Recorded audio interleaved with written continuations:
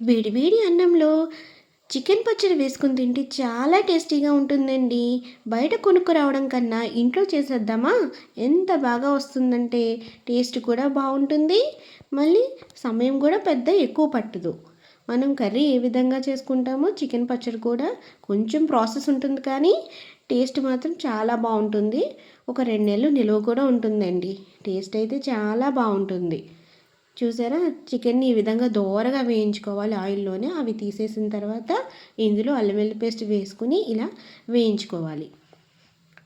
మీకు కూడా చికెన్ పచ్చడి అంటే చాలా ఇష్టమా? ఎవరెవరికి ఇష్టమో కామెంట్ చేసి చెప్పండి. చికెన్ పచ్చడి అయితే చాలా టేస్టీగా ఉందండి. పిల్లలు, పెద్దలు చాలా ఇష్టంగా తింటారు.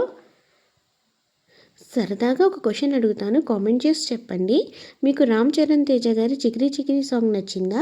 మెగాస్టార్ చిరంజీవి గారి 'మీసాల పిల్ల' సాంగ్ నచ్చిందా? లేకపోతే పవన్ కళ్యాణ్ గారి 'ఉస్తాద్ భగత్ సింగ్'లోని సాంగ్ నచ్చిందా? కామెంట్ చేసి చెప్పండి. అందులో ఎవరి స్టెప్స్ కూడా నచ్చాయో కామెంట్ చేసి చెప్పండి.